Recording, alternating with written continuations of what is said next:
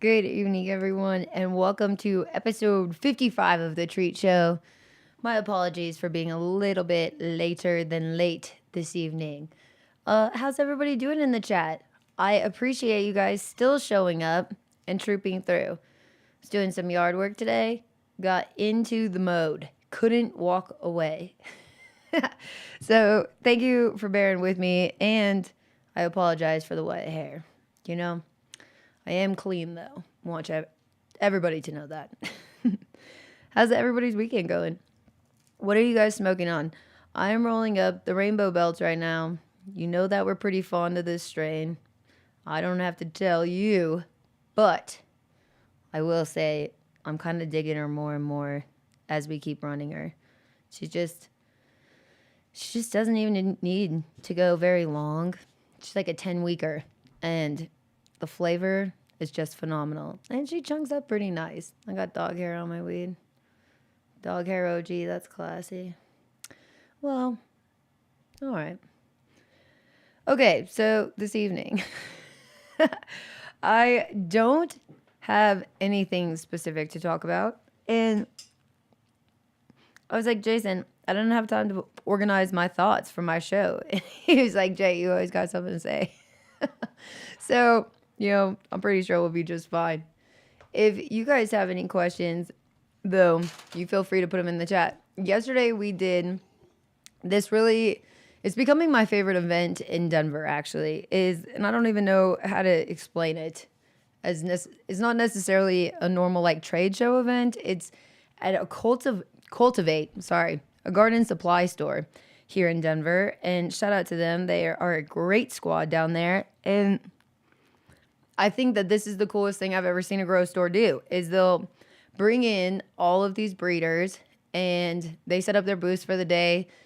And all these people buy tickets to come by. Or no, I'm sorry. It's free. But I don't know. I think they had like 500 people that signed up yesterday. And it was pretty awesome. There's like Canna, Athena, like all the big guys are still there. But then there was, of course, Dark Horse. And then Top Dog. There was quite a few breeders. I'm sorry, I can't remember everybody. Beyond Hype. Canarado. How the heck? Yeah. Canarado, honestly, another one that is one of my favorites. Been trying to get him to get on the podcast because he's like one of the nicest people I've ever met in this industry. Swerve is great too, as you guys all know. There's a lot of nice guys, but Kevin from Canarado, I got to give him props. He's like somebody that stands out to me as just like a genuine family, awesome person. And obviously his shit is fire. So shout out to Canarado. So we went, and it's only 3 hours long, which is interesting to me, is it starts at like noon and it goes to only 3. And it's really cool though, is like Cultivate themselves like barbecues and brings hot dogs and cookies and all kinds of treats. And it's actually just free for everybody. I think they have like a bar. I mean, it's just crazy. There was somebody selling cactus there. It was just a really cool one. Did you guys see any posts? I know Malik was there. Like I said, Sam from Beyond Hype. I'm trying to remember. Oh, we got Area 420, Brainstrap. I feel like, yeah, there was a lot of cool people down there. And anybody that I missed, I hope to see you next year. Yes. All right. Let's see. Gary Payton in my pipe tonight. Ginger House. That's what's up. I love Gary Payton. We've been running the Strawberry Gary for a while. I honestly killed Gary Payton. I kind of regret it some days because we just had so many strains, and honestly, I was going around Denver and I could see that everybody had Gary Payton all of a sudden on their shelves. So I was like, you know what? Whatever. But I miss her. And the Strawberry Gary is so different. I'll look at the cross because I can't remember the strawberry in it. I know it's not what I thought. But the Gary Payton, it pulls like a way different, it pulls like this purple instead of like, I guess Gary Payton still has that purple, but this is almost like candy fumesy to me. Like the way it looks and the way it grows. I guess Candy Fumes gets a little bit more like of white trichomes on the purple from what I've seen, but this is like pretty deep purple and it doesn't yield like a lot. And I'd say like honestly like a half pound to a pound of plant is like the most I've seen from her, but everything stays really clean though. Like it's one of those ones that doesn't have like the biggest colas, but is like consistent throughout the plant. She finishes pretty early, 9 weeks. Yeah, sorry. But I miss the Gary Payton now that I've been smoking the strawberry Gary. It's tough. I want it all. That sounds delicious. Melon Runs Gerhardt, that sounds really good too. I feel like the runs, if nobody's grown the runs, this is weird, but I know everybody like hates how there's like so many crosses with runs. But honestly, runs is an impressive strain by itself. I mean, I know that this isn't for everyone, but again, it's another strain that finishes really early and it's like so resilient. I honestly, I haven't grown a plant as resilient as runs in like so long. I think that, yeah, I think that everybody should try it if you haven't. I like it even more than the Oreos. I feel like staying away from those two strains, or like if you're kind of like biased towards like, yeah, again, not like messing with those, is I would give them a chance though. I would give them a chance at least one time because you might be impressed with just like the characteristics the strain offers of both of those by themselves. I know people like make fun of it or they love it. I don't know, but honestly, I've been impressed with them. And if you are somebody that's keeping like a perpetual cycle and you can't run these strains like extremely long, it's a great one for commercial production and a great one for the home grower that wants a little special treat themselves. Bessie, I bought in a while. I love that Gerhardt. Let me see. Gotta move my little mouse. Sorry, guys. Michelle, it's so lovely to see you. I was just thinking about you today. I've been thinking about you a lot this weekend, actually. I hope that you are doing awesome. Fal Bundy, it's so good to see you. Thank you so much. Tall Grow, let's burn some buds. That's what I'm talking about, buds. Michelle, are you planting right now? I feel like, is it still too early where you're at too?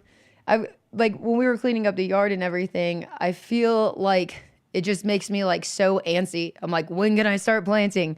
But Mother's Day has even been kind of tight to plant in Colorado because it like, I don't know, sometimes it snows all the way into June. Sometimes it just rains all the way till June and it's like too cold at night. It's causing me a ruckus, but Costco has their hydrangeas and I am tempted. It's my favorite. Yellow Purple Bee, send me a cup, please. I love this. Yes, I feel like I would love for you to try some of the clones. I did get rid of some of the clones at the event this weekend and I just wanted people to really try it. I had some stuff that was kind of expensive. I mean, it was expensive to even me. Lemon Tree is one of the cuts that's on the website, and she's kind of pricey. I'll be honest about that, but I paid $5,000 for her back in the day, and she is like so much more resilient.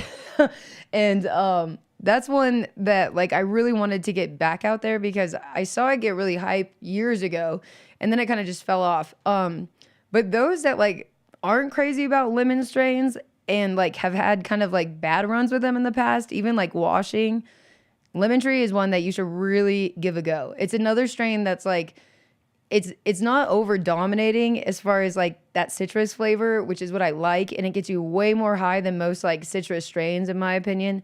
But it kind of has this like funky, skunky.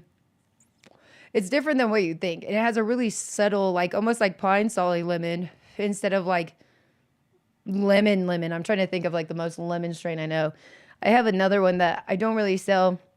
I've kept her close because nobody really has it anymore. But when I was at Dank by Pink, we competed with a strain called Pink Lemonade is what they called it. But it's a straight lemonade and it is just gorgeous. But she pulls a little bit more lemony citrus, but similar. It's got the Lemon Tree in it. But yeah, you let me know, Yellow Purple Bee, what you're into though. I've got quite a few strains right now that I just put on the list. Also for 420, I'm going to do a sale just so you guys know on the podcast is I feel like I'm going to do 4 strains for 420. If you can't like get 4 strains, just like hit me up and on anything that your eyes are on and I'll work with you on price and stuff. I'd rather you get an opportunity to actually see the strains run and kind of give a variety a go so that, yeah, you could really see some of the things that maybe you're like hesitant to run. I don't know. Yeah. you guys just slide into my DMs if you are interested. Also, you know where to find me on Dark Horse, Seed Bazaar. I feel like I'm in there. I'm in there. So, yeah, I think, oh, sorry. The point of this list, though, is I put out a list to a big group of people, but I realized that I forgot some of the strains that I have available. So, if you guys are interested at all, I have a couple more that I can add to the list, and then I do have a new list that's freshened up and been out the last couple days. So you guys let me know. Also, if you're seeking anything particularly, I can't promise anything, but I love to go on missions. So you guys let me know. Yeah. Yeah. All right. So what has everybody else been up to this week? I'm like going on and on about all this shenanigans, but I got to see Andrew Hatch. You know we love Andrew here. He's working on a different project actually with breeding orchids and some tissue culture stuff. That's been awesome. So he swung by to check out the studio or make his own little orchid recording at the studio. But I think that I'm going to try to get him to show us some of these clips for their classes and courses, because you guys would be mind blown on how similar some of these things are as far as like crossing and genetics. And I don't know, it's just like fascinating. But then at the same time, orchids are really intriguing to me because they eat at such a low level of feed, which I guess isn't surprising, but they're actually like really, really sensitive over like even like 100 parts per million, let's just say, is like still, I don't know, you kind of got to introduce them to it differently. It's cool to me. And how they bloom, you know, they make their own cycle. Every orchid, from my understanding, I could be incorrect, but I don't know, they bloom once a year and they change their amount of weeks that they bloom per themselves and they stay consistent to that. It's just a lot of pretty things, I think. Aduin, Godan, you know that I love your name every time. It is so good to see you. Frank, my mothers are going to kick you in the ass, Guerrero. That's so funny. I feel like moms, what do you guys think about like keeping moms? Is like, okay. I think I disagree with a lot of people as far as degradation of moms, like from the common conversation that I hear out and about from breeders and cultivators. And it's not that I'm going to say that anybody's incorrect. I just think that there's a beauty to like restoring genetics that never gets talked about. Is like people will talk about running strains for or using a mom and kind of depleting this mom down. And don't get me wrong, that's definitely a real thing. You can have that decline in the actual genetics themselves over time, but that takes the plant getting compromised, you know? And so usually that could be something mild like aphids or climate or all these little variables, right? And that's the most challenging part, I think, to keeping moms, is because you have this length of time that they're going to be sitting, and usually they're in way bigger pots, way more hydrating mediums, let's just say, than like a lot of people don't keep their moms in cocoa. Even if they grow with cocoa, they'll put it in a tuber or they'll put it in a soil blend or they'll mix the cocoa with the soil. Some of these things, but it makes it more difficult to keep it sterile. Obviously, a lot of people don't keep their moms in rock wool.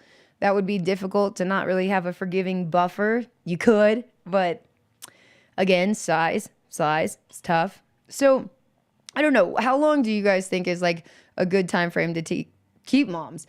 I know a lot of people like stopped keeping moms, and this is weird, but I think that depending on how your veg looks and where you're sourcing your clones and things, is I think you can avoid a lot of like pest and disease issues to some degree. Things like fusarium, things like HLVD, like, yes, I think that you can progressively somewhat avoid if your plants are healthy and veg by taking the tops, right? But at the same time, that's no guarantee. And I think, I don't know. So when I was growing like 10 years ago commercially, is I used to love Living Soil, and I used to like do this organic mix that I'm still really fond of. But our moms would sit for like, I don't know, a minimum of a year of like being used on the regular until they kind of like started to decline, and we'd restart. But I think that that's almost like different now, is like than 10 years ago even, is like I feel like you almost have to cut your moms on a cycle, no different than like everything else. Like, I think it's almost good to keep your moms for 4 to 6 months smaller, maybe multiple of them. But then that's where you start weighing out your pros and cons. Where if you have to have more plants, you could compromise yourself by having too many, or like, kind of overstacking a space, let's say. Or I feel like you could compromise yourself by having these really big moms, and then say you bring in this new genetic and it has aphids, and then all of your mama bears that are really old just have this ideal, large, vast space to kind of feed your enemy. I don't know. Yeah, I'm just more curious on your guys' thoughts. There's so much stuff that I wouldn't have had a job, I don't think, if you couldn't restore moms, honestly, or like genetics, should I say, honest. Cool it with honestly. But I think I don't hear a lot of people confident on that side. Not even scientists. I think a lot of people would disagree with me. You guys tell me though, because I think that home growers have this way of really paying attention to like being really selective. I'm not saying commercial growers aren't like this, but it's the flip of what people think. I think commercial growers tend to hold on to more shit than they should. Like they like to have backups of backups, or count, or like do huge counts over what's necessary to fill a room just in case there's a problem. Versus at a home grow, it's pretty easy for like somebody to identify out of like 6 plants or less, let's say, like, oh, okay, I don't like this clone out of these 10, so I'm going to throw her away. And people would be surprised how much that like keeps you free and clear of a lot of these obstacles or systemic issues, particularly. I think it can make a huge difference. But also with these infections, or like when a plant flares from something else, like I'm just going to go back to aphids because that's pretty common, is it'll set off the plant's like defenses, let's just say, to make this quick, is where it'll compromise like certain branches, right? Like kind of like the things that we've touched on, and I know you guys have heard on a lot of other podcasts, is like parts of the plant getting infected versus like obviously the whole plant is, but in theory, but there is some parts like we found in our testing, there's literally a top of, let's just say there's 5 tops, and there'll be one of the 5 that'll be completely clean. Like no HLVD, no fusarium, no anything. And then you'll check any other part on the plant and it'll come up with really high levels of whatever's going on. And so I think that in theory, if you cut this healthy one, right, and throw away the rest of the plant, I know this sounds ridiculous, but I think that it really makes you like kind of avoid these things and keep moving forward. And if you don't have testing, is usually, I think, just identifying. It always goes back to looking at your plants, right? So it's like the more you look at your plants, the more you can be like, okay, this looks fucked up. This looks healthy. This looks great. I had somebody recently that slid into my DMs, and they watched one of the last shows and had a really good question, honestly, is when I was talking about the parasites, is in particular of the inside of the stalk of the plant and that internodal spacing. I know I've definitely like ranted on a couple times about this. Is what I meant by that is he was concerned because he's like, I've been seeing plants like this for a long time, like let's just say 20 years or more. And I was like, this is what's crazy about these parasites is they are so small and they take so long to like really produce numbers that will cause like really, really detrimental problems. It's difficult. It's a fine line when I describe this because it does take this parasite and a combination of things to create things like fusarium and HLVD. So it's not good. But at the same time, these parasites live everywhere. Like, I mean, trees outside, or I mean, just anything that you can possibly imagine that's like these living plants, right? Bushes, all these things. So it's weird, but I think once you start seeing the notching in your cannabis plants, and then when you look outside into nature, in like in the city, in the woods, it doesn't matter, is you'll start seeing that more prevalent in everything around you. And the weird part is a lot of these things come in our water, in our dirt, but like I'd say water is like probably the most like surprising, I guess. And their damage, like I said, isn't enough. It's not significant enough to really cause like a ruckus. But I do think that that is why HLVD and Fusarium and all those things are such a problem now, is because let's just say hypothetically 20 years ago or longer, this did even introduce itself to cannabis or something that we didn't notice but noticed plants changing. Is like, okay, a better example of this is when I was at Rare Dankness, is we popped seeds and everything came from seeds. And the stalks of these plants were massive, like absolutely massive. Like they couldn't fit around like Floraflex's like rings or irrigation system. Nothing would fit it. And not even come close to it. It's like these stalks at 6 weeks old would be like plants that looked like they were like mothers of 2 or 3 years old. Like they were just massive. And what I noticed from that is like all of those things tested clean at the time. And it was really hard to find even seeds that were testing clean. And so when I seen like this growth and like how large, like this is when we're talking about Sea of Green working in a really progressive way, an efficient way, should I say, versus when people run Sea of Green with small plants that are sick or have any of these diseases going on, you don't really get to experience what Sea of Green can actually produce. When you see these plants that don't have any systemic things going on, I think HLVD and Fusarium specifically have dominated the cannabis industry a lot heavier than what people have realized. Even I've specialized in this for 10 years, and I think it's crazy because now it's gaining popularity and things like that in traction, which is great, in like this knowledge and testing now.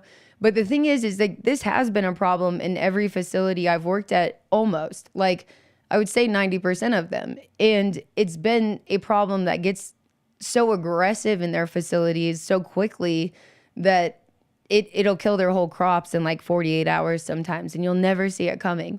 So I think that in my opinion is I think that this is something that we've been combating and susceptible to for a long time. And the higher levels that I see in the water, and obviously these are treated plants that this is coming from, but if you're not using like a tall boy or just a basic filtration system beyond like city water, right? Is Fusarium is really, really high in the water that we're consuming from what we're seeing. And it's mostly from leaching. It's not the water coming from the plant. It's, you know, all the pipes underground and all these other things being compromised. So when you look at something like that, though, is I imagine this has been a problem for a long time. And it's not just something for cannabis. It's like, this is something that I think big agriculture, I think small things, like not small, but like people are going to start seeing trees die by rivers over time. And like these things like that very similarly is I just think now it's had enough time to develop itself. Is like the best way to beat most of these things isn't necessarily pesticides or treatments, is it's outgrowing the problem with light.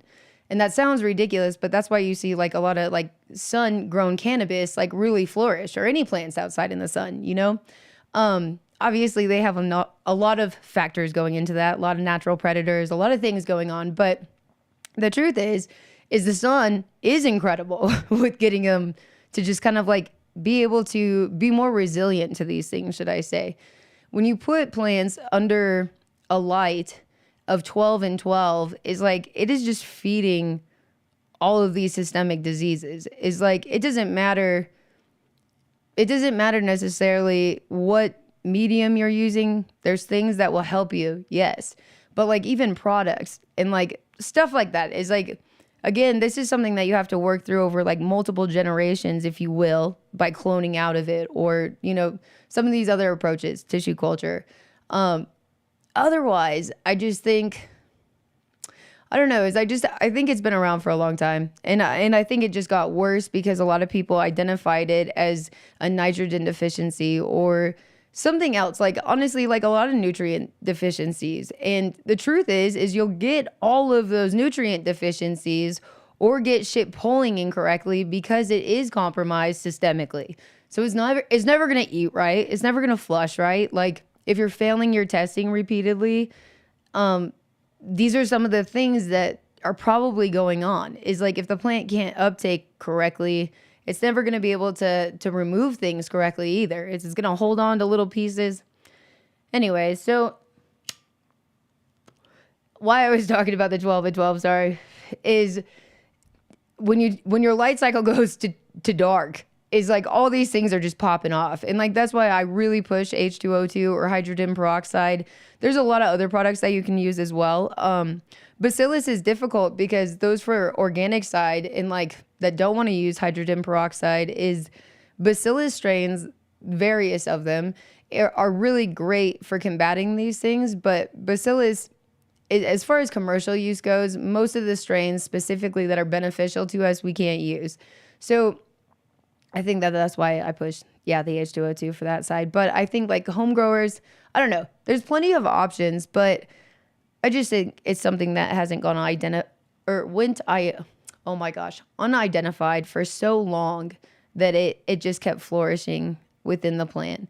And things like 18 and 6, like beneficial for your power bill, beneficial for your plant. But again, that dark period, it's better to have your plants at 24 hours as far as the Fusarium being able to produce more, or the HLVD being able to flourish. But then at the same time, then if you're running super hot lights and your room can never cool down, then the heat in the room is going to inflame the Fusarium.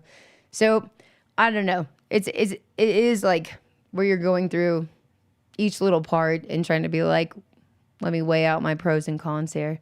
Sorry for my rant. I don't even know if this is like something you guys are interested in, but I thought it was, when he said that 20 years he's been seeing cannabis like that and he finds it hard to believe, is like, I can definitely see where he's coming from. And I would, got a little blunt floaties, and I would totally feel that way if I hadn't had so many like examples through testing and through commercial grows. And I only say that with like dramatically different systems or different climates and different, it's just seeing some of these things consistently for so long has like made you like be able to like see it. I don't know how to describe it beyond that. Is like, you're just like, holy shit, this is something that isn't like relatable to anything else. Is like when you see a room die from Fusarium and HLVD, the combination most times is it happens so quickly, and you have these plants that have been dormant with it for so long that look like beautiful and happy and healthy.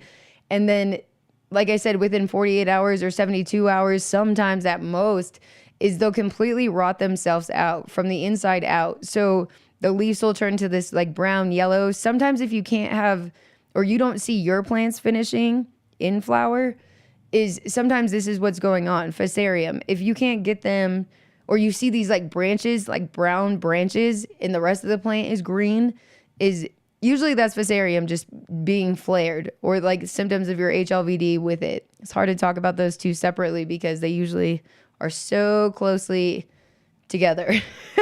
I'm sorry, I'm gonna take a drink so I sound more like a girl. Got a lot of Melissa Etheridge in there right now. All right, how are you guys hanging in there? Let's change the subject. I feel like this is boring. Okay.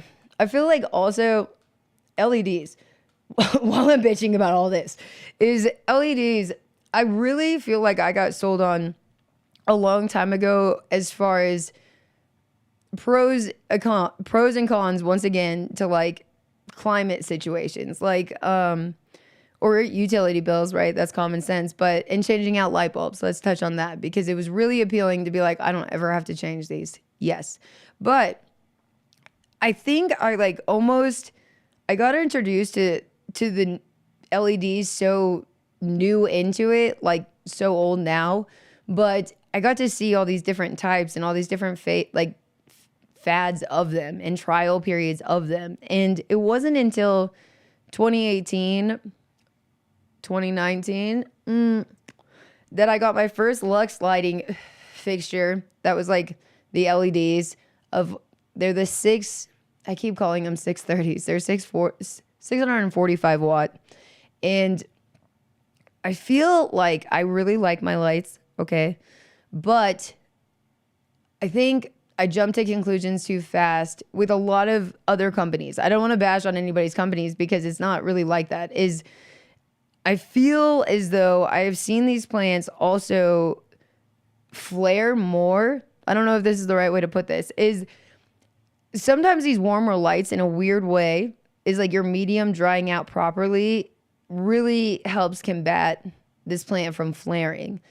And some of these LEDs almost stay too cool, I think, for in the wintertime. If you live in a cold spot, I live in a chilly state. So our rooms do drop to like, I'd say, honestly, we like sit at 50 if there's nothing running. If there is no heater on, that's the coldest that I've seen our rooms get without anything happening.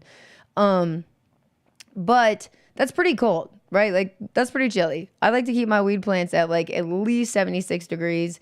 And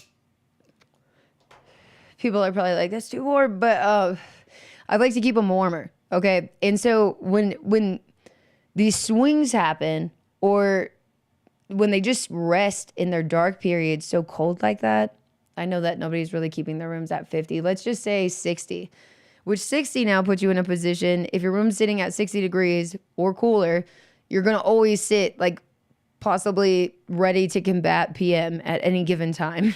And so it sucks, but it's nice to keep your room above 60 degrees. But these LEDs have made it hard for me in the winter to keep my rooms without heat to that. Versus like triple X's and some of these other lights, double endeds. Like I know that you have to have ceiling height and stuff. I don't know, CMH even. Like I feel like, or 315s or 630s, something like that. Is like you get this like heat. You know, your room will sit at like 84, 90 degrees if you don't have cooling. It's like the flip is. But I like it because I think, from what I've seen, I want to go back to running older lights, and I want to go back to potentially even running HPS. I know that this sounds ridiculous, and people are probably like, but I could see myself doing a mixed spectrum. I have multiple times in my life, but I could see now, like, honestly using multiple different types of fixtures instead of just two even. But you guys let me know what you think. It's like, terpenes, like 315s really like showed terpene content being increased with our testing results. It's weird, but consistently is like anybody running 315s or 630s was dumping in the hash game or just like in your overall potency test. Like it was coming up higher for all these different cannabinoids and whatever. But I feel like that was intriguing to me because now I'm seeing where people are getting lower THC potency numbers. It's just so hard to say all these words because I feel like there's so many people that tell you how to say these the exact opposite of how I'm describing them. But whatever, let's just say the THC is 29% from what I've seen consistently with a CMH, and then they put in LEDs and they're like, why the fuck I'm testing at 14%. And there's factors again that can go into that, like if you're harvesting a strain too early or if there's like again bug issues or systemic issues going on, sure. But I don't know. You guys tell me from running your LEDs. Is like we run Grower's Choice at the commercial grow. I really like them as well. Super similar to Lux. I would say they have like cool settings and cooler options. I've seen the same reactions, same yields from both lights from my experience, but I honestly prefer the Grower's Choice for like spraying and other types of things. It sounds weird, but if you're looking at the LED side of things, those are great lights. But I think Lux also is no longer in business, I don't believe, but I don't know. It's like, I really want to go back to like an old school triple X or something and just show like plants that actually have HLVD and Fusarium and plants that are really healthy. All of the above on just the differences, because I really think there's something there that I'm curious. I'm curious to see if anybody else sees anything else going on. I'm not sure. 3 to 6 months keeping moms. Matt Simpkins, skateboarding. Thank you so much. That is a perfect answer. I think so too. It's like switching those bag rolls out. I have to do it in my grow, like where I keep my library, and I have a lot of strains. It gets annoying sometimes, but at the same time, I like feel good, like knowing that they're good. Yeah. And obviously smaller plants are just easier to treat. It just is what it is. If you ever do like get yourself into a pickle. You're like, okay, I can handle this. I can pick this up, put this in this barrel of water versus, oh, you know, a 15-gallon pot. You're like, oh, it's going to weigh so much when I drench this shit. And it's going to take days to get out of here and all these things. Okay, let's see. Sorry, guys. I'll do and go in. I pop more seeds than I will ever have room for most of the time, then end up cussing myself when they all pop. Yeah, exactly. It was really funny is we're trying to get ready for some things going on, and I'm trying to cut extra clones like for the sales. Like we're trying to change a couple things, and like I'm going to pull like, bro, I'm not going to sell clones for a while. And I just feel like I'm trying to cut like extra right now and go really hard. And it's like funny. I was like, damn it, I'm going to have like all these clones though, like that are going to need transplanted and they're going to need watered and they're going to need all these other things. And I was like, oh, do I really want 2,000 clones right now? Yes, you know, but I think it's awesome. The pheno hunts get me too every time.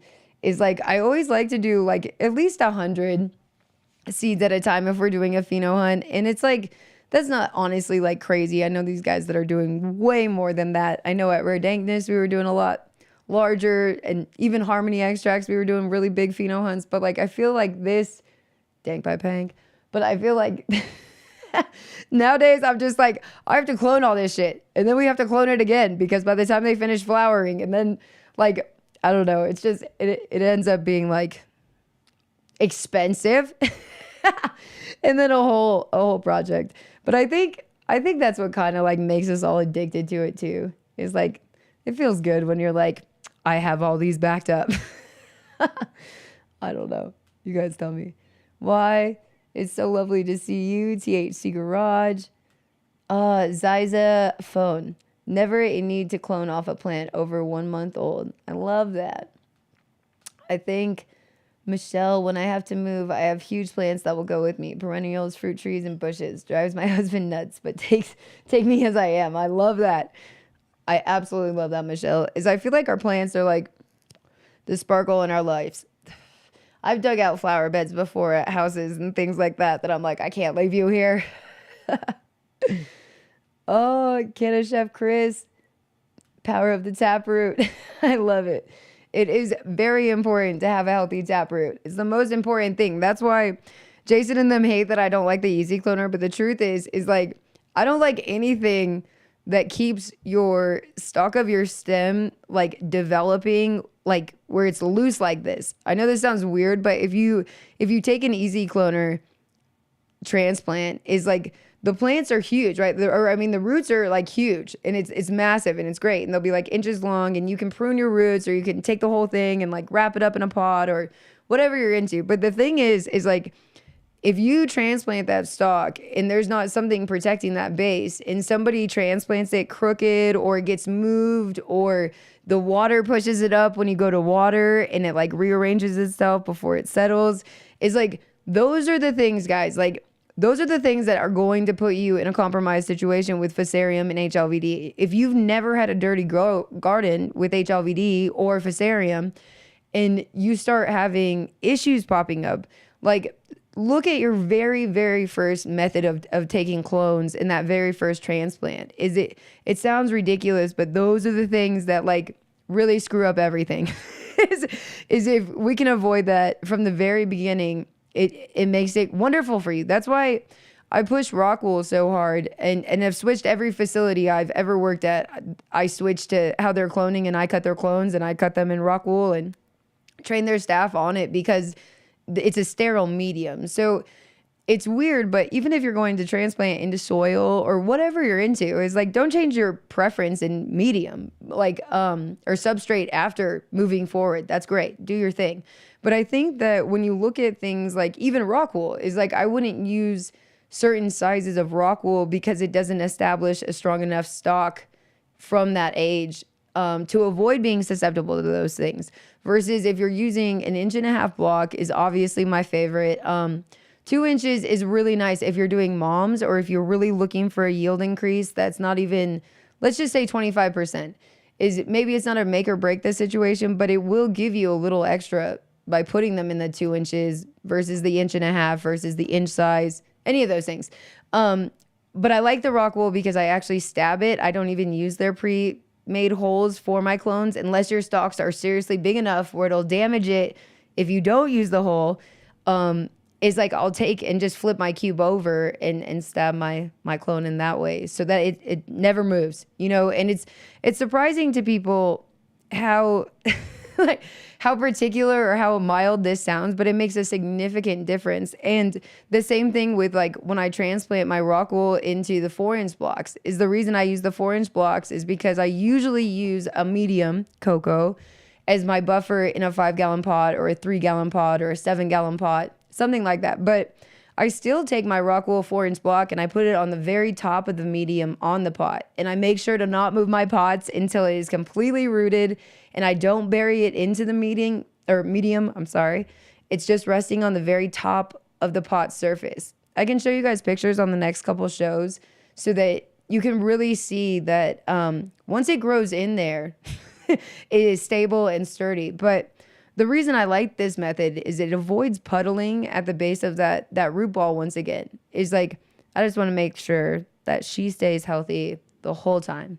Because if your root ball is healthy the whole time and you don't have any rot or you don't have anything going on down there, or if you even have insects, it is way easier to work with things like root aphids and shit in your roots. Fungus gnats. Like if you're really having problems with like stuff like that, even thrips, is like you will significantly change your numbers of this population just by switching to rock wool. And I think keeping the base out of the medium, because then you can rinse it off with a hose. You can treat it a lot different. I don't know. It just makes it easier. Joffrey, so good to see you. Sultan, yes. Frank. Frank seems really popular in here. Frank, it's lovely to see you too. Oh, let's see. THC Garage. Yes. Big Farm. I had AK-47 in maybe 2005. Never got to flower it out. Cops took it, but I have never seen vigor in a cannabis seedling before or since.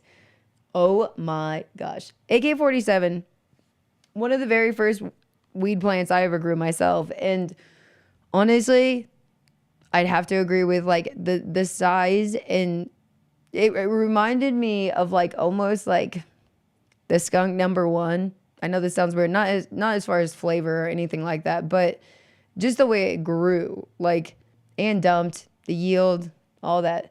I have been trying to find AK-47 for at least 9 years, and if I do, you will be the first person, Big Farm, that I hit up. But she is a hard one to come by. It's like the Northern Lights number 5. I remember when everybody had it, and she was another one that was just like massive like that. And then now it's kind of hard to find the real deal. But yes, I will go on a mission. Grumpy. Why? So good to see you. Jeff. Oh, I hope you're having a good day. Let's see. Ludo. Orchid can work great for RD. WC2. Yeah, Great White. I always forget what that is. I used it, should I say. Sorry, at a facility once upon a time because that was part of their system. And I can't remember what the active ingredient is in it, though. A lot of people love that product, though. I know that the grocery stores still like feature it and sell the shit out of it. I'm sorry. I will follow up on that. Oh, so dirty city water can infect your crop. Yeah, like these are things that like I think that growers get like so much shit put on them, especially a commercial cultivator. Like, God, I just said like 14 times. Sorry about that too. But I think it's hard. Let's just say that you have never had a problem with your crop before, and you're using all of the same products, the same soil, the same everything, and your plants are healthy. Like you don't see any insects, you don't see anything going on, and then all of a sudden, like you see this decline. Let's just say years later.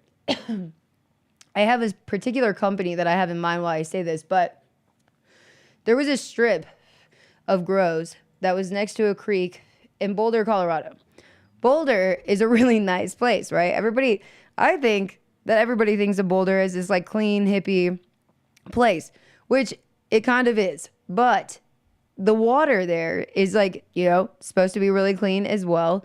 And this is weird, but everybody that was feeding their plants off of the wells at these commercial spots all of a sudden started having their plants die and started seeing like these stalks like with the internodal spacing that I'm talking about, and almost like the dudding that we like refer to now that was something that was like taking over their whole grow. Like, and it's weird when this happens. People don't realize, but you'll take these clones that look beautiful and vigorous and are healthy, and then you'll see this like stunting, like the second that like you transplant them, or like versus like when they would, like the moments that they would flourish and be happy, you'll start seeing it like opposite. You're like, oh, my plant doesn't want to drink, and I thought she was root bound, and I thought, it's weird. But these are the types of things that these guys were running into. Or you would get this breakage. I call it a band.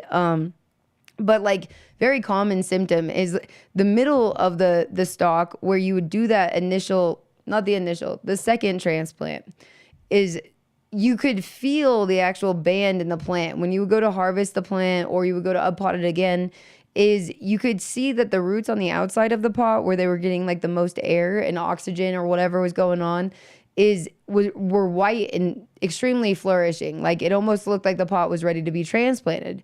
But then when you would take it out of the pot, instead of it being like something where you can tap your plant out of the pot and there's just roots, or this plant is really strong and held together, it would just collapse. And the closer you got to the center of the plant, you would see that there was almost like just rot.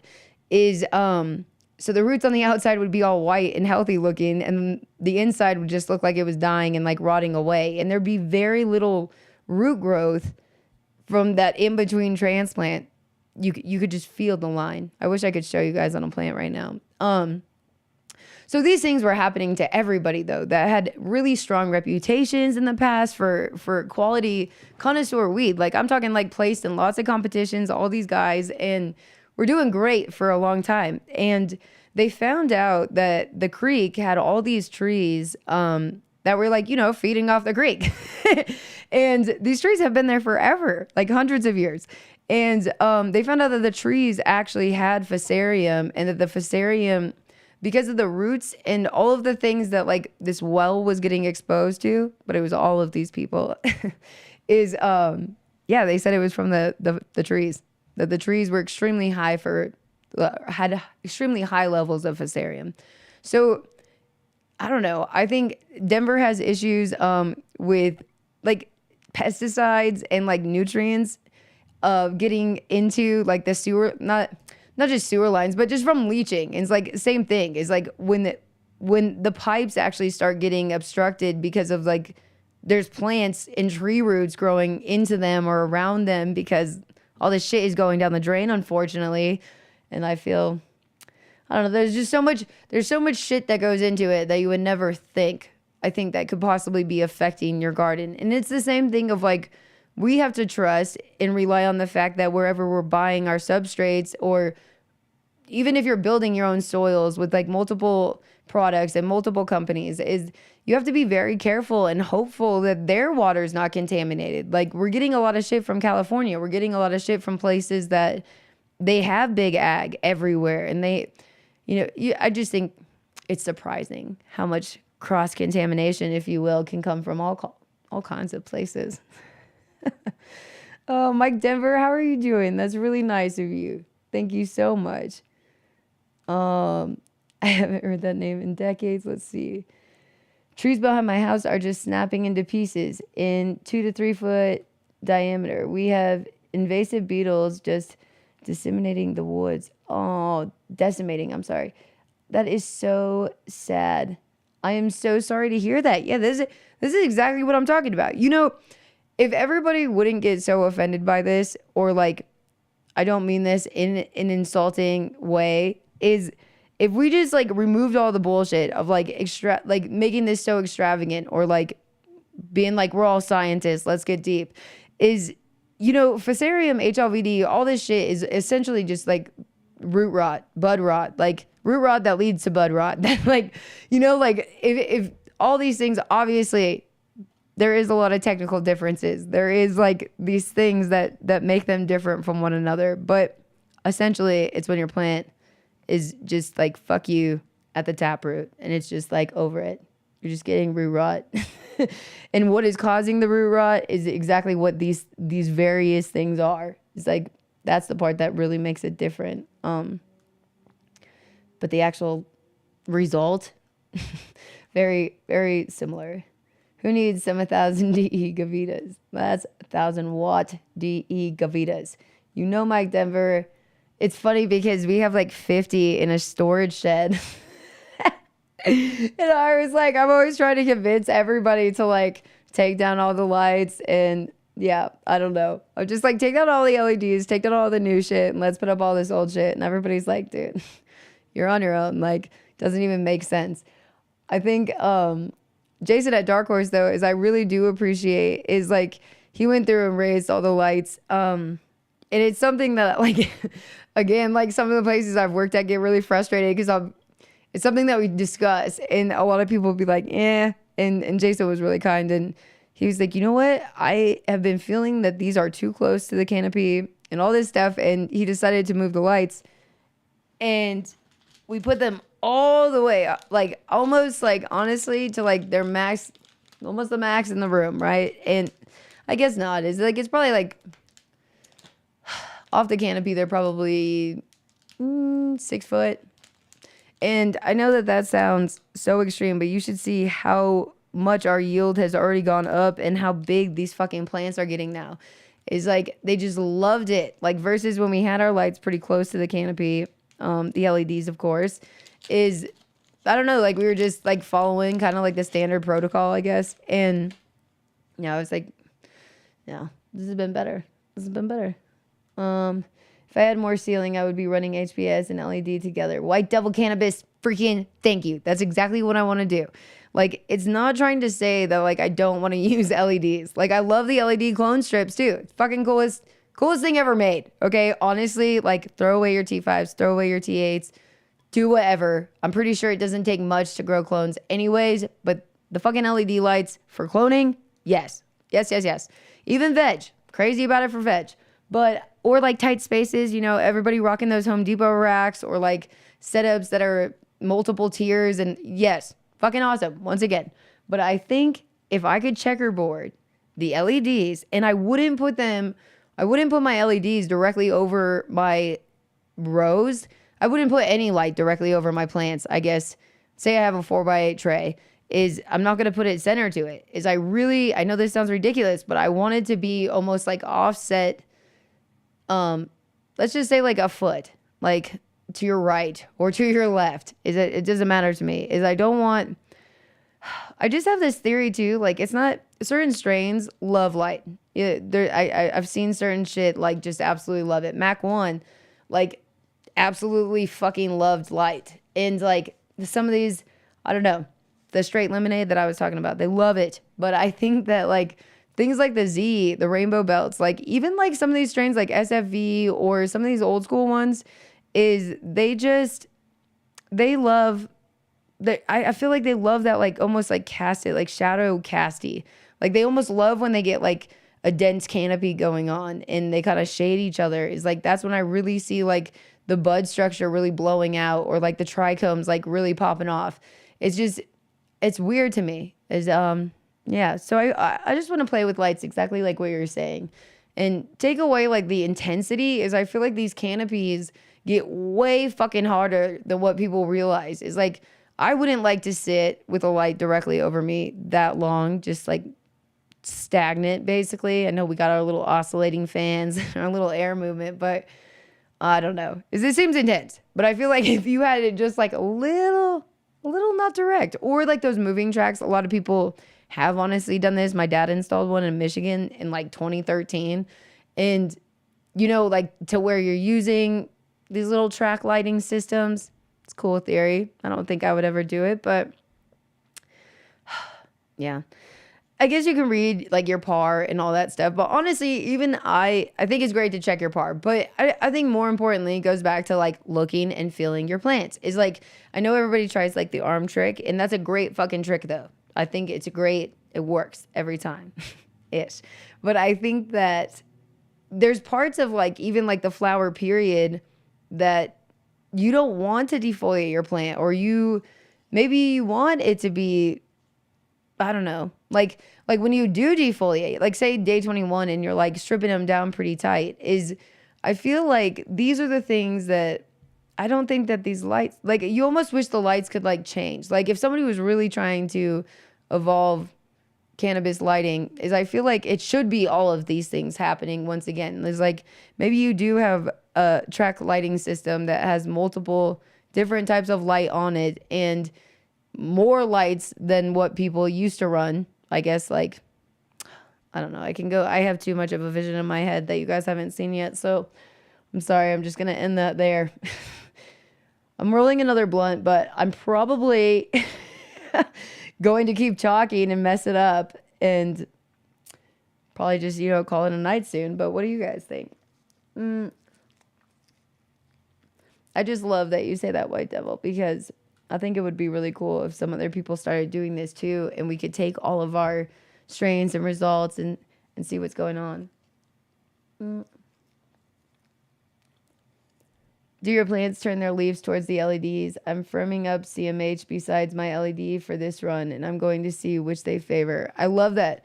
So, it's hard, Big Farm, because I've seen both. Okay, like, honestly, when we raised those LEDs, the next day, like, Jason can vouch for this. The next day, every single plant in there was praying. And, like, I'm talking for, like, the week. They were so happy, so perky, looked wonderful. And when I say all this, is like, the thing is I would continue to run LEDs, and I do like them. I really actually do. I just think that there's things that I wonder if I waited just a little bit longer once again to see, or if this mixed spectrum really would give me more of what I'm looking for, because that Strawberry loves those fucking LEDs. It definitely does that pray. Like, and they do stand up. And I've seen other strains that, like, even Girl Scout cookies, I'm just saying this because she was so old and we haven't ran Girl Scout and like Forum Cut in forever. And those strains both, like, actually really liked the LEDs. And to my knowledge, like, I mean, when these strains obviously came out, like, that wasn't the type of lighting that was going down. And I think that they did better now under LEDs than any like HPS or any double-ended I ever saw prior.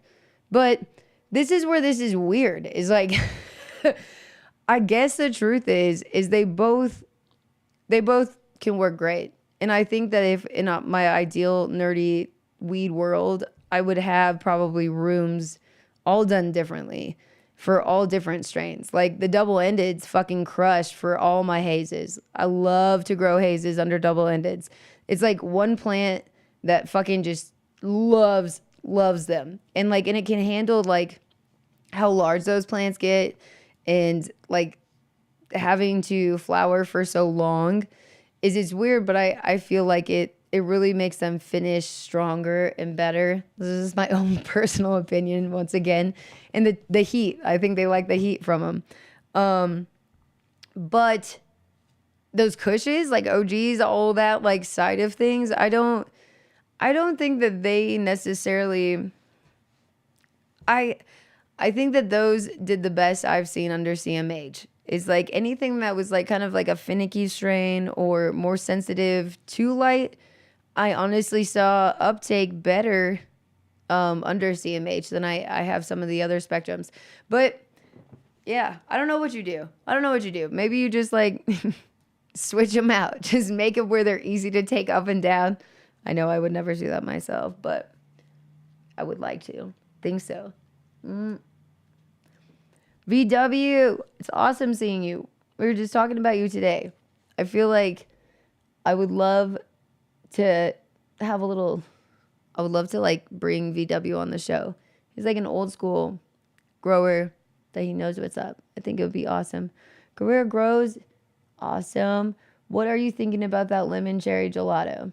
Everybody's been asking me about that. And because I haven't grown it, because I haven't had a chance to grow it yet. I mean, honestly, I don't want it because everybody's been asking me about it. And I'm like, I got to let this strain play out a little bit longer, because whenever I try to like do shit right when it's like hot, you can get it and it's cool. But at the same time, I'm just like, no, you gotta wait till like the fire fades. And then we'll have like a nice little round of something come out. But I think that I'm curious. Gelato is another one that like it's great to grow. You know, it's just easy. It's just easy to grow. It stays. So I imagine this cross. I'm not exactly sure. I know it looks beautiful online, but sometimes looks can be deceiving. And I don't mean that as a bash. I mean like maybe it's like bushier, or the internodal spacing is naturally a little bit tighter, or I don't know. Like, you know how strains can be so lanky and clean, and then other times they can just be like these plants that just like bush up on the whole like the whole stem, the whole stalk will be just like bushes. You're like, I'm gonna be here for a minute.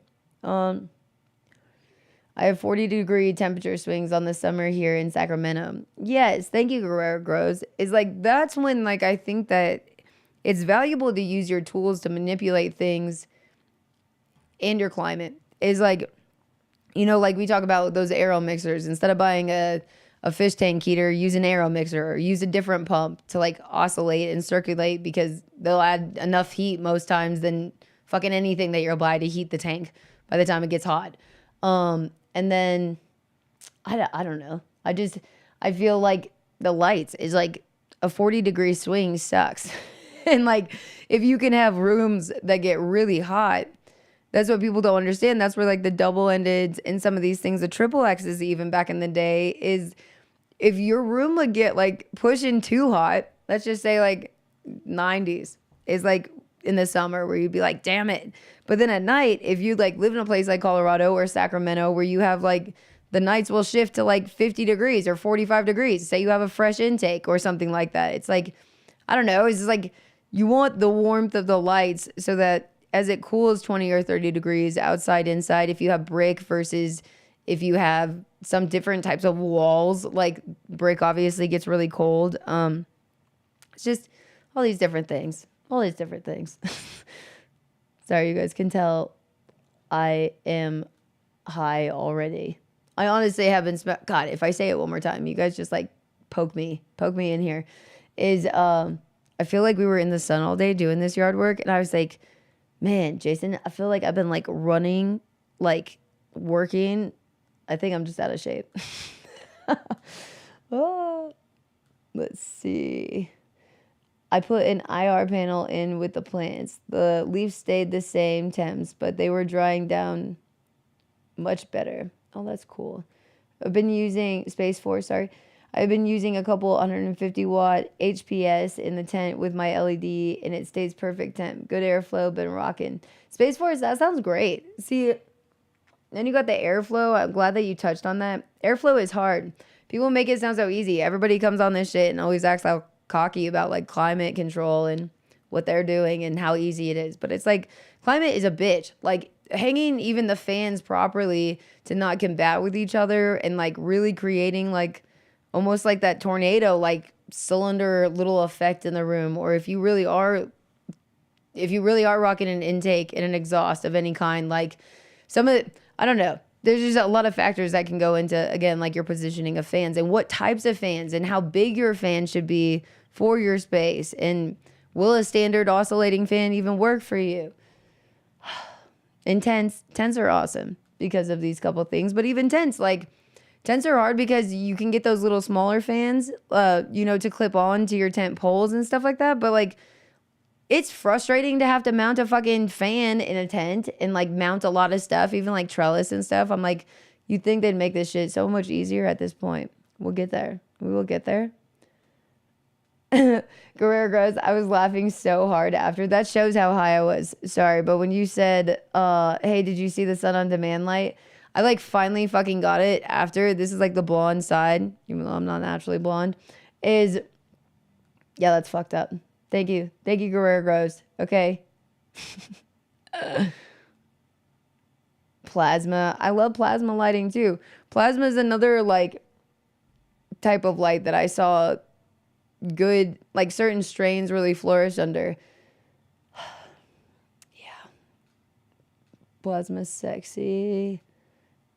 Sun isn't an issue. Sun's great. It's everything else wanting to kill plants outside. Oh my goodness. Like if it's not a deer, it's a grasshopper. If it's not the fucking grasshopper, then it's like a slug. If it's not a slug, it's a fucking that's the thing too. Is like when these guys that come to me and they're like, "Have you ever grown fields of outdoor?" And like, "You suck, Jay, because you specialize in indoor." And it's like, dude, everybody's grown weed that like commercially I think does this at least multiple times, I would say, outside. If you can even try to, we've all like tried to. And I have consulted for jobs in Pueblo and like hoop housing and all that stuff. But it's like, I tell them, I'm like, why do you want to go spend $2 million on this? Like, why do you go buy an indoor grow? Because it's like, fuck the hail, fuck the deer, fuck the bunnies. Like, all the, like, nobody, like, no, just no. Even rats, mice, like, just shit on shit. And then when you go in there to work on the plants, got to deal with snakes, got to deal with, I'm just saying, it's like, it's a really nice thing to be able to go into like an 80-degree room with perfect everything going on and not have to worry about that shit. You still got bullshit, don't get me wrong, but it's just not, that's like, yeah. If you have a little pot outside on your like patio and you just like, you could keep your little one weed plant or something, it's like, yeah, that's freaking nice. But yeah. Sun on demand light seems to boost soil microbes too. Yeah, that temperature again, that heat. This is like the compromise part that I don't think people do realize on the flip of indoor is like, because you don't have the intensity of the sun, is like people trying to like be a head grower for the first time commercially or start like a large scale operation will make a lot of mistakes with using the wrong mediums and the wrong size pots, and things like that in comparison to an outdoor setting, because it just does not uptake the same. And like these pest issues, like when you guys hear us all bitching commercially about these pest issues, it's because outdoors, I mean, you do have a lot of things targeting them most times, or you can introduce like beneficial insects and stuff. I mean, it is a easier system as far as like, I'd say eliminating insects, but not keeping them away. But I think that indoors is you have where not only is there like a billion hiding spots for these little a-holes, but like you're not getting the plants, like the plants, as I said, like, okay, if you flip a room of plants into flower from veg in, let's just say a 5-gallon pot, because that's pretty standard. So maybe the first couple days in the flower room, they're a little pissed off, or maybe they're not. Maybe they're super excited. I've seen plants do both things. Like if you don't checkerboard your lights on and off, I've seen them get pissed. I've seen if you make the intensity too high on your flower lights, even LEDs, the first 3 days they get pissed. And so they'll kind of like tap themselves out of water. They'll be like, I don't want any more water. You can keep watering me, but I don't want any more water. Or on the flip, you'll see them completely blow up, like completely take off. Obviously, this is what we want, but I feel like they'll just be all green and perking the next day, and it's awesome. But damn it, I'm already gonna forget what I was thinking. Okay, back. Thank you. So at first, it's like the plants are like taking off, everything's like working out great.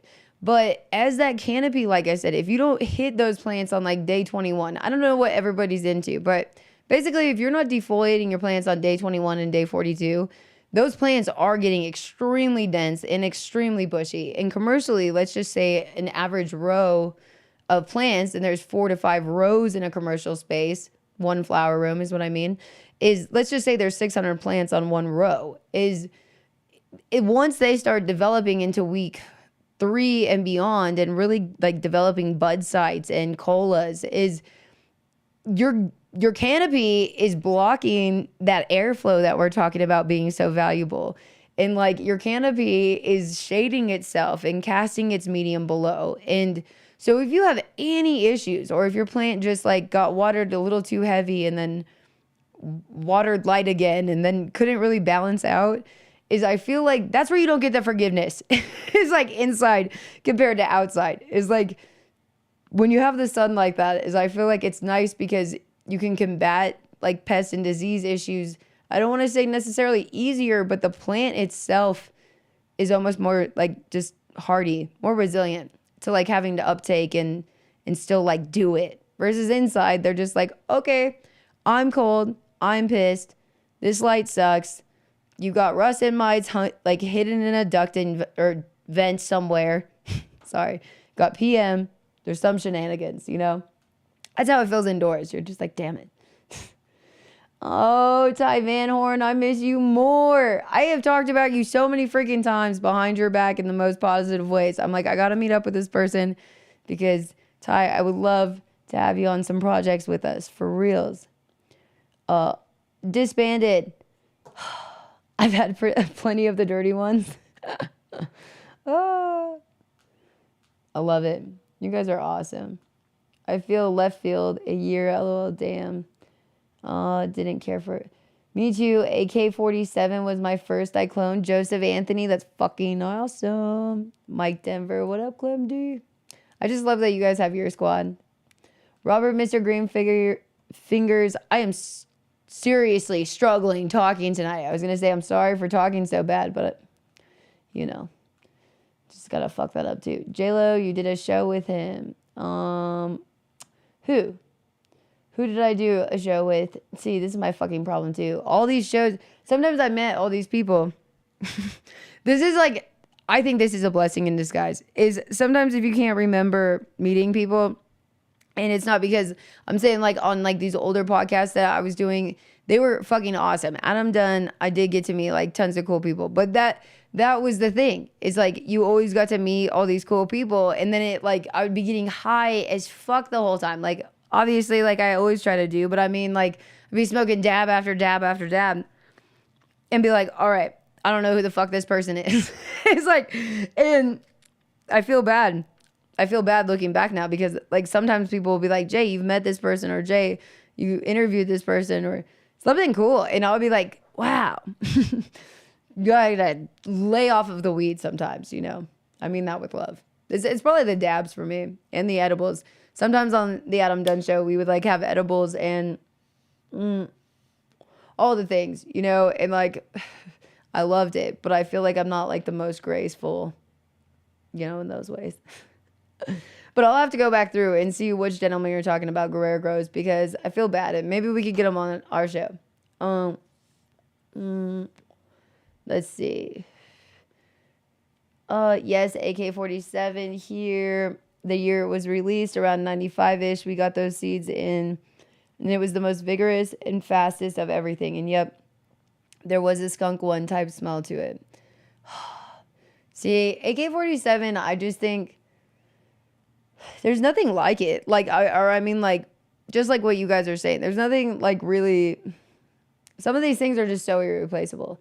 Jackie O, this is really something I just randomly thought of, is I have a good friend that worked with me at headquarters. Like I said, this is like 10 or 12 years ago that I worked there, and I worked there 4 years, but I mean, like, we had a really small staff, really tight. It was really like legal, but not legal back then. It was definitely medical only, and like, it was just a way different vibe. So anyways, he was talking about, we used to have a huge strain library, and we were considered one of the best shops in Colorado for a long time, and it was awesome. But for like Kushes and for Diesels and for Skunk and like all that stuff, and we had so many strains, I was just like spoiled there. But I feel like they had something called Jackie O, and Romeo is this gentleman's name, and he mentioned it the other day to me, and he was like, J-Lo, have you ever, or no, I gave him the rainbow belts. That's what it was. I gave him the rainbow belts, and he was like, oh my gosh, J-Lo, that reminds me of Jackie O. And I was just like thinking about that, and I was like, damn, this is so cool, because he's like, this has got the Z in it, and everybody's all about the Z and the flavor, and it is phenomenal. I love it. But it was just crazy thinking like how long ago, and like when he said that terpene and he said that reminded him of it, I was just like, oh my gosh, that's fucking it. That is fucking it. Just, but the whole reason I said that whole story is because that strain, you can't find anything like it. Some of these other strains, you're like, oh, I could see where this blossom from maybe, or not even, but like so many less terpenes, so many less flavors during these time periods, I feel like. And I mean, obviously strains, but like this I miss it because they were so much more predominant and like loud just as a whole. But I think like these actually like palettes or like flavors that you'd get from these things like skunk and like cat piss. Like cat piss tasted like cat piss. It was disgusting. I hated that weed, but loved growing the plant. But like there was a lot of strains that were just like disgusting, like trash, garbage, funky, all the cheeses. Now you don't see any of that shit though. Like I would kill to get a skunk. Like I used to have all the skunks when we were at headquarters, and now I have no skunks. And the skunk number one was another one that was just, yeah. I don't know. Trichoderma. Ludo, that's cool that you know about the bacillus variants in trichoderma. I want to do a podcast one day where I'll bring somebody more graceful than me on it too. But I want to teach you guys all the words by me saying them extremely poorly, accurately, how I thought they were pronounced. I don't know. You guys would probably not like it, but don't ever be sad for who you are. Don't ever be sorry for who you are and how you talk. Thank you, Guerrero Grows. So freaking nice of you. It really is. I feel are you doing your outdoor plants right now? Are you getting ready or is it still too early? Because I know that you had some boss babes last year that looked gorgeous and you were running the hazes. Weren't you, Guerrero Grows? Didn't you have some cool? Felt like there was stuff going on. Healthy plants can defend themselves, but if anything else goes wrong, it will be there waiting. Yes, Big Farm. That's the thing that people don't realize, that you're trying to treat these plants and clone them out of these things so that they're more resilient. And then you can run whatever system you like and not use, any of these pesticides or any of these treatments. But I just think it's really like building their resilience again. Is it, getting them back into their ideal space.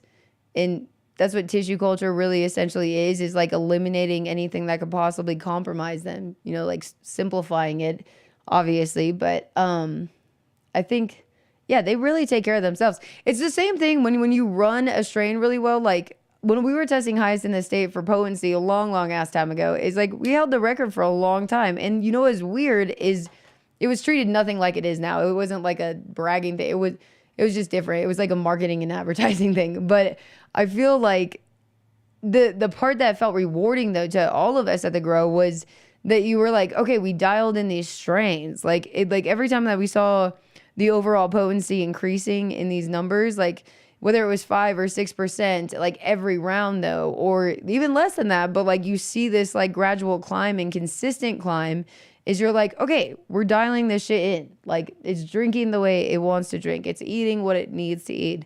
I think that's like, that's my favorite part of getting to do this job sometimes is showing people that if you give it like if you give it the opportunity, if you're patient, this is what's weird about my job and being like a sick plant person, is like, you guys know this. Like I'm saying, I know you plant lovers know this, is like, if you're just patient in the beginning, it's like, and you like almost baby her when she like needs all of that. But then as soon as she like gets going, like just say like 3 weeks, 4 weeks after like really taking care of like a clone or a sick transplant or something like that, it's like you'll see them like start popping off and like you'll see where those stalks get huge again. And like, I don't know how to describe it. She gets really like those huge fan leaves and just looks happy, like you guys were saying with the prayer, and I love it. I remember driving to Cali or into Cali first time with a beer going, any fruits, veggies, or seeds? No. That was the coolest part to Arizona, is all the places that I lived in Arizona as a kid. I was really young. I was 9 when I moved to Colorado, but they were all like they were all like orange fields that we lived on, or like in big ag. So there was like watermelon crop next to you that they would change out every year or whatever. But there's all kinds of fruit and food fucking everywhere. Pomegranate trees, like just all of the good stuff. I don't even think we ate at our house. Like, I don't know if we weren't allowed inside as kids. She was like, get outside, And I just remember that's all we would do all day is like pick shit from God knows where. Should probably go write those people sorry letters, but I did love that part. Colorado wasn't like that. You have to like go to a place that like a farmer's market or something like that, and they're like seasonal, obviously. But Arizona, California, at least certain parts of California, is I felt like it's cool because you can get all this fruit and shit everywhere. I know like North Carolina is like that. There's like cool places like that. Texas. Robert Bendula Jr. I tried Compound Z the other day. Wasn't impressed.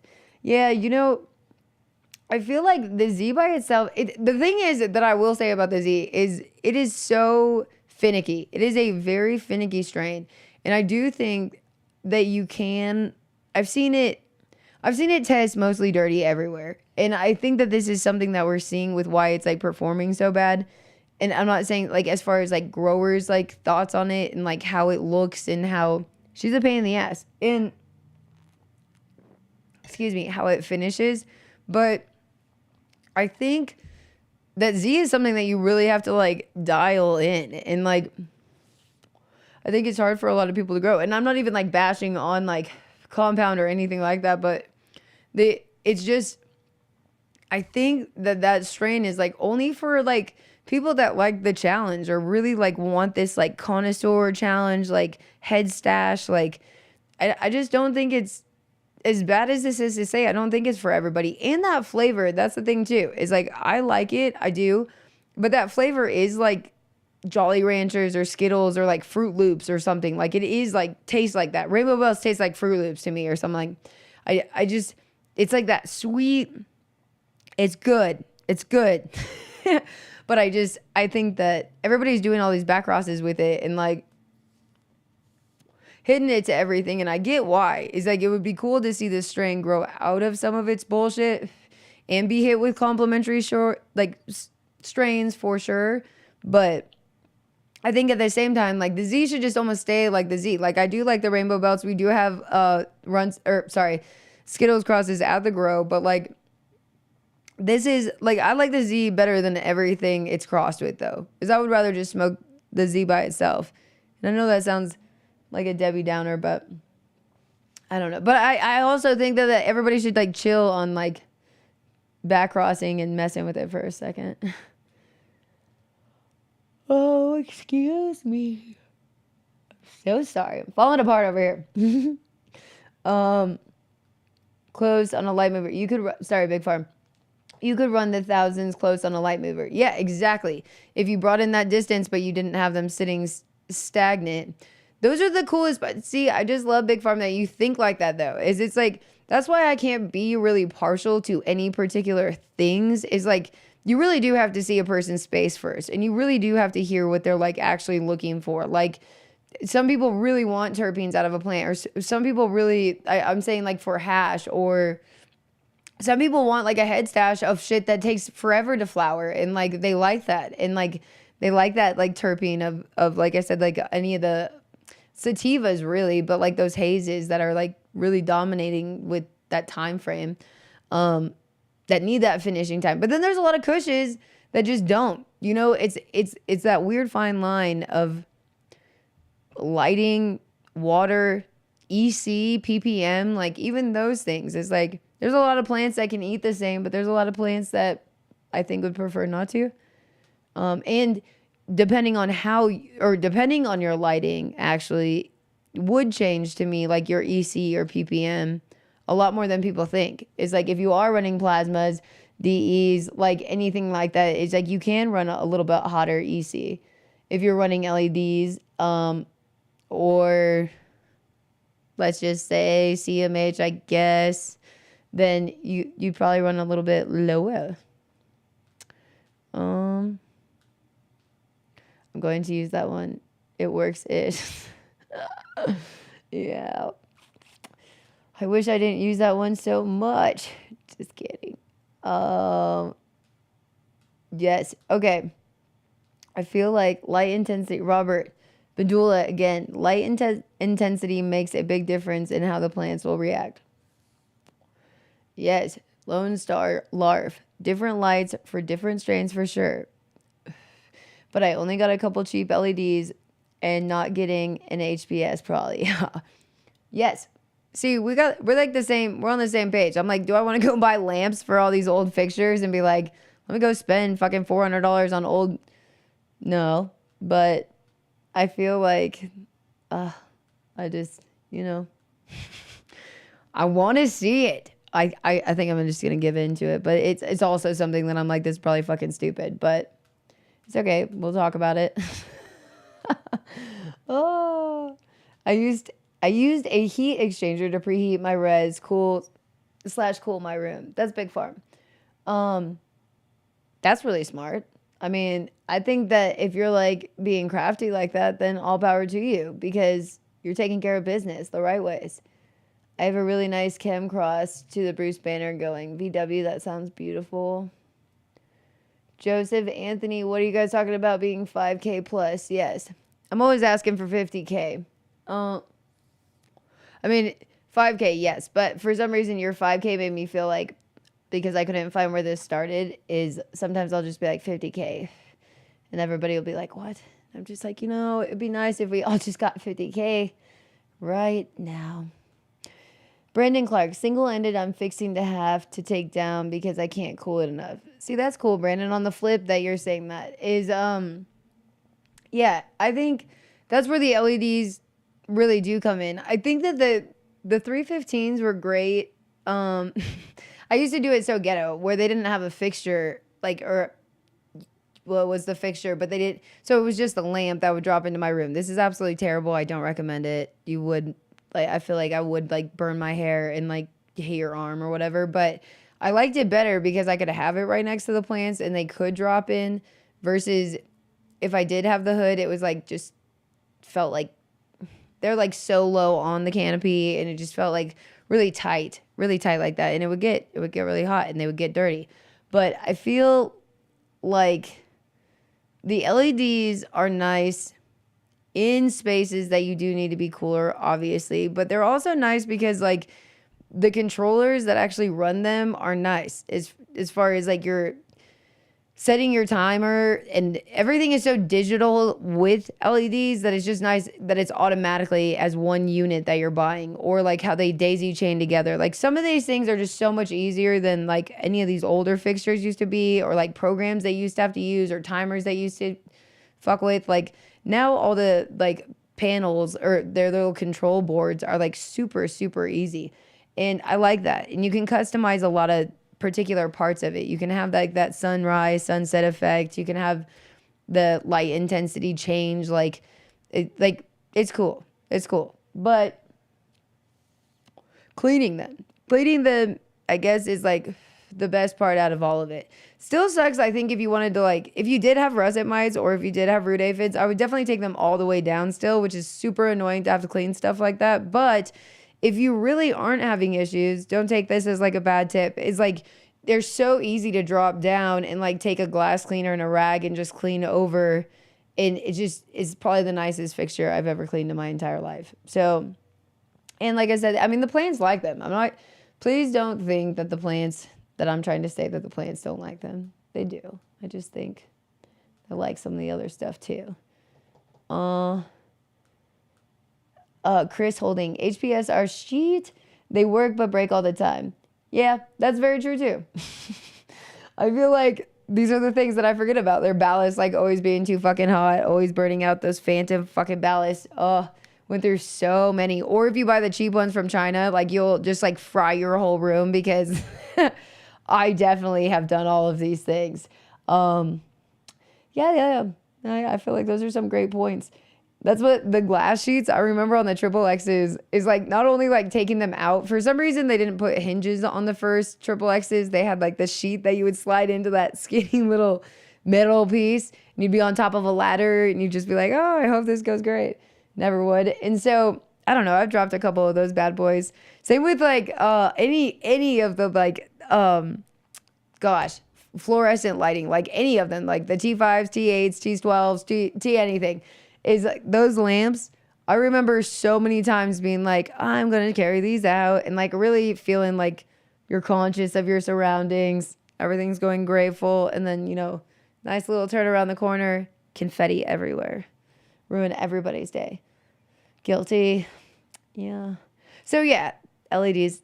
That's nice. But now they have these little strips and these bars that now you have to replace. And like they come out of the units as like this like little group of lights, like almost like Christmas lights is what it reminds me of, but like plates, like square rectangle plates, you know, of strip lighting.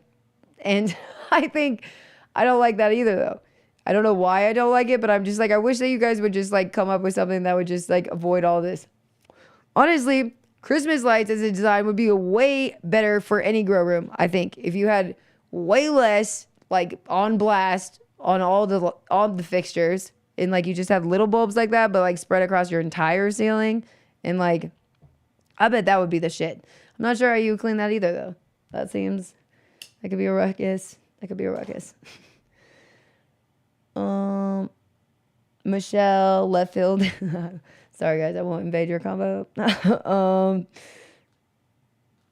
Most fans blow too hard. Need ceiling fans for See, you're fucking with me. Destrification. Okay, I'm not gonna do it, Big Farm. I'm not gonna be successful at this. I wanted to talk about it earlier, and I was like, I'm going to fuck this up. But that's exactly it. It's like I'll put some of those models on this show next time of like, they're honestly the same price too. It's like some of the oscillating fans that people were in the habit of buying instead of actually buying this new style fan that you can put either on like the ceiling of your room in the center or you can put it on the floor in the center. And it just really changes the game. You don't have to have any other fans with it. You can, or you can put multiple of those, but I'm sorry that I'm just like exhausted, guys. I'll be honest with you. I just exhausted, got too high. I can't think straight. That's why I was like, Jason, I'm not going to be successful at a show tonight.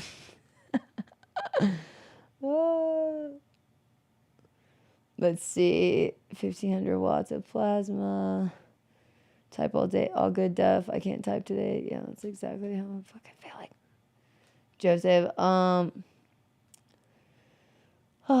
need more oscillation. Partio, the great new word. Fal Bundy, thank you for appreciating Partio. I'll be really serious sometimes when I go to restaurants or something. I'll be like, I need to sit on the Partio, please. And it'll take them like a minute most times. Mike Denver, when are you going to come Partio? So satisfied come Croptober. I hate Croptober. Just kidding. Except for I was just telling Jason today that that's why I call California has always been hard for me to like is I love my squad that is from California and does live in California. I have a lot of friends there. But I feel like back in the day when like weed was still like profitable and like a thing is California. They would just take all the money. This is before Oregon. This is before all the Oklahoma, before all that shit, obviously. But I just remember that every year in Colorado, like you would go from like pounds crushing and all this stuff being great to, oh, Cali just harvested. Guess I'll see you during tax season. Thank you, California. Sorry, sensitive. Robert again. Indoors, you are a god. If you can't keep it straight, you need to look at what you are using to fight them or how many times a week you apply.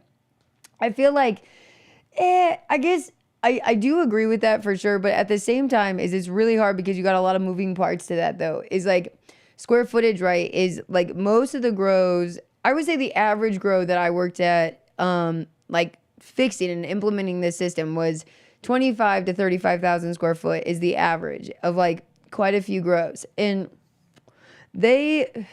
what happens is they have staffs that are really large. I mean, maybe not that large to some people, but let's just say 50 people. And let's just say that they bring in maybe like a harvest crew even on top of that 50 people and whatnot. And then let's say that your summertime, let's just use spring, is like these parking lots and these grows and all these things are just like, you know, in normal commercial areas, I feel like. So if anybody goes to like normal commercial areas and looks around at all these people's alleys or like whatever for reals, you'll see that your neighbors probably don't take care of like shit great. Or these alleys like have trash and shit everywhere. Or I don't know, maybe it's just Denver.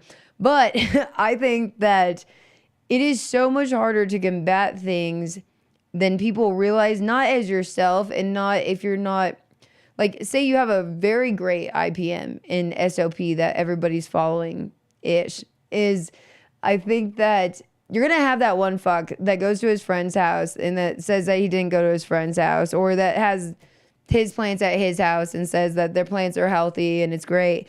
But you'll have this person not only pass like all these bushes coming in, or going to the gas station, or going to the grocery store and picking up like all this shit or whatever and not cleaning it before you come in, or wearing shoes across a field or to go play basketball or something like that. And then they'll come into the grow, and it's totally not intentionally, but russet mites seriously are everywhere. At least in Colorado. Like, the second stuff starts blooming, like, they are just everywhere. Bushes, trees, plants, grass, like, everywhere. And it's like, you'll have this staff that goes home and most of them grow. Like, I mean, most of your employees that work in a grow, even if you say they're not allowed to grow, they're going to grow. Is they won't know what, like, pests they maybe have going on, or they'll take in new genetics, or God, there's just so much shit that will come in, and like, you'll be like, oh, you just have them change out, or you just have them shower, or oh, you just, all these things that you'll think of. But it's like, trust me, all of those places where dankness was a sterile environment, you had to shower a billion times a day. There was only like literally 5 of us that even had access to the full building, and like, I feel like everybody else could only work in a room. It was just very, very clean, and they didn't run into like bug issues. That's absolutely true. But powder mildew from it being too sterile, and it's like from cardboard boxes, something that you would never think. And it's like, but once those spores get in your HVAC, or even that particular room, or I don't know, I just feel like employees are a lot harder to manage in a cultivation facility at a scale like that than people think. And I'm not saying that they're bad growers or bad people or bad employees. It's just I had plenty of people that I've like identified and showed like a pest to, and then like, man, I'm so glad that you told me this, because I've had them at my house for years. And like, you're just like, awesome. Like, I don't know. I obviously, nobody does anything like this to like hurt anything. Like, these people really care. But I just think it's unfortunate that like spider mites, like even on your hair, or like, it's just shit everywhere.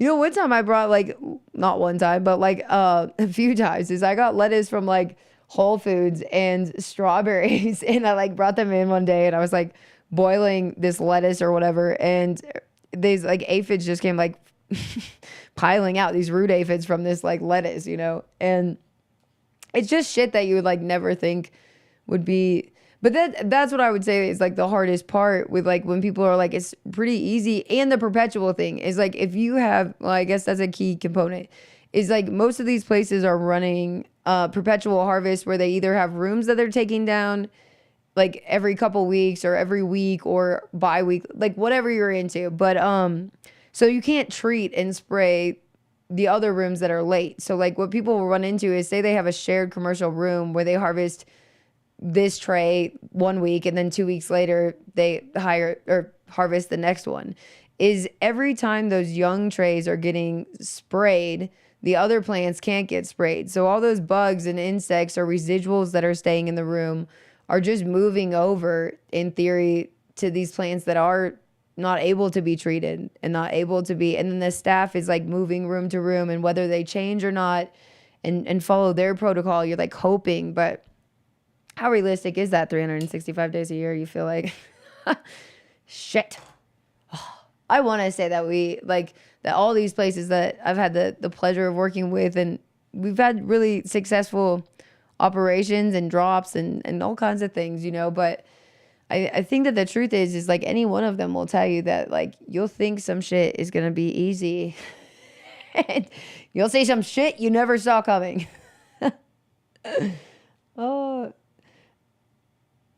let's see. Sunkissed Bud is such a treat. Mike Denver, that's so cute. It's so true. Robert, stop dabbing, smoke a joint. This helps me for slowing down your smoking. That's a really good idea. I really need to do that. I need to find the perfect joint roller, though. It sounds ridiculous, but for my name, Jay, and all this shenanigans, is I'm not a good J roller. Never have been. One time, the owner of Way to Grow is a pretty cool person. And one time I was like chill funny. And one time I was like, I'll roll as a joint. And I like go roll his joint and like I come back out to them and I like pass it to him and he's like, Jay, this is like hands down the worst, shittiest joint I've ever seen. And it was like, I know, I roll blunts. But yeah, so if I get it, I was thinking about getting my YouTube on and trying to check this out. Yeah, okay guys, I think everybody's heading out on us. I think that I'm going to call it a night because I know I've just been going on and on. But I seriously do appreciate all of you guys. And I really am so blessed to have you guys in the chat tonight and hanging out with me. I promise that, okay, it's not the next show because I might be out of town, guys, but I'm trying to swing it before. But the following Sunday I'm going to interview Jason from Dark Horse. And I know that you guys think you know the whole story. And I know that he thinks he's answered all the questions before. But we're going to dive deep on this one, guys. And I'm actually really excited. I've waited to interview Dark Horse because he's kind enough to to give us the space to even do the treat show. And yeah, so this is going to be a good one. Also, the Future Cannabis Project. I love you guys. I really appreciate you guys hanging in there with me. And I will talk to you soon. All right. Peace and love, fam. I'm going to miss you this week.